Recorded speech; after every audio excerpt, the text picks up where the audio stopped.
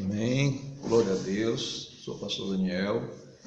Gostaria de compartilhar uma palavra de Deus com os irmãos, com os amigos.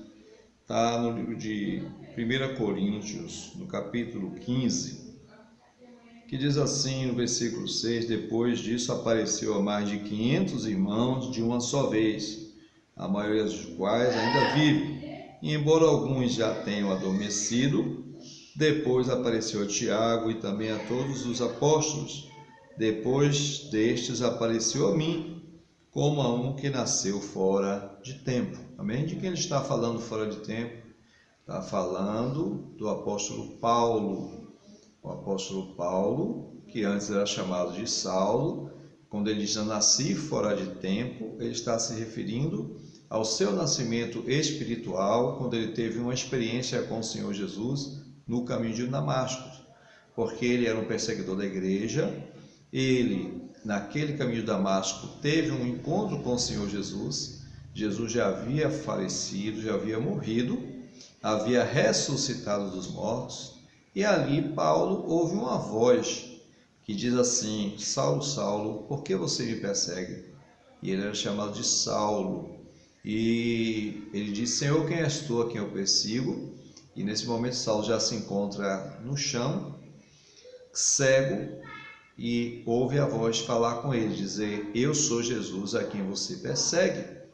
A partir desse momento Saulo entra em Damasco, segurado pelas mãos, e ali Ananias, o Senhor fala com Ananias, manda Ananias ir na rua direita, exatamente aonde Saulo se encontrava, e impôs as mãos sobre Saulo. Ananias teve medo, mas por fim ele foi, em obediência à voz de Deus. Chegando ali, ele orou por Saulo. Saulo voltou a enxergar depois de 3 dias de estar cego.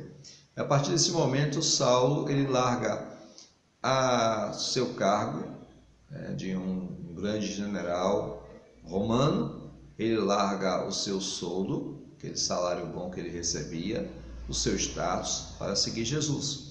É uma das evidências fortes da ressurreição de Cristo, além das evidências também da força que a igreja ganha no livro de Atos.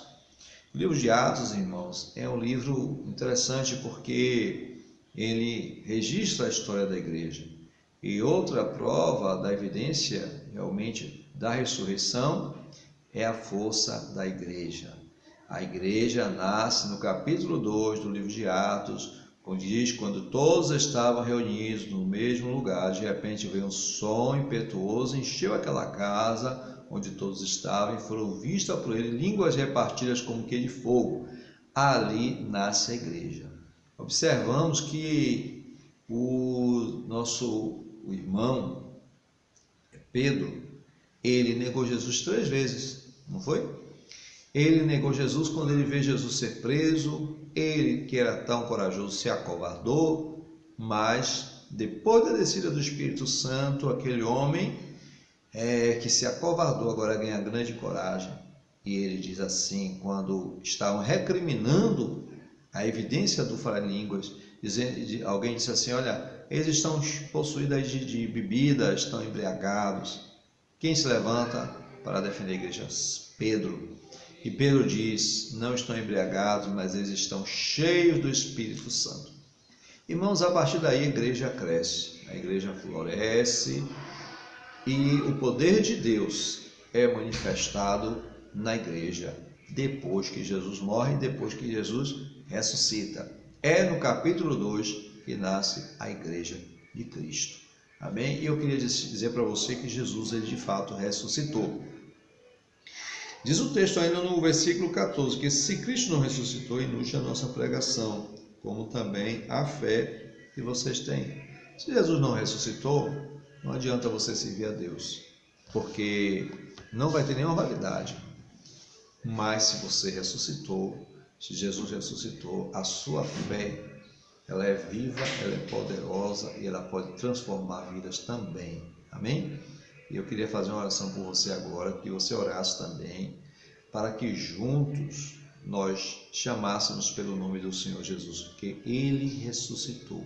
E se Ele operou no passado, Ele pode operar na tua vida agora.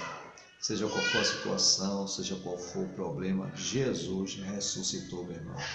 Ele quer te abençoar, Ele quer te livrar, Ele quer te salvar, Ele quer ter um encontro com você. Talvez você não precise ter a mesma experiência que teve Saulo, de cair de uma carruagem, ficar cego. Cada um vai ter sua experiência com Deus. Mas o importante é que nós precisamos sair da zona de conforto. Ninguém vai conhecer Deus sem sair da zona de conforto. Observe que a maioria das pessoas que realmente tem um encontro com Jesus, um encontro verdadeiro, foram em situações adversas da sua vida. Geralmente foi um momento difícil, complicado, foi uma situação em que ela não encontrou saída e ela vai encontrar saída em Cristo. Geralmente as pessoas, quando têm uma experiência com Jesus, elas têm que passar por algo, uma prova. Dificilmente você vai ver uma pessoa simplesmente seguir Jesus porque está tudo bem, estava tudo tranquilo. Geralmente, quando nós precisamos, é que nós buscamos a Deus. O homem é muito ingrato.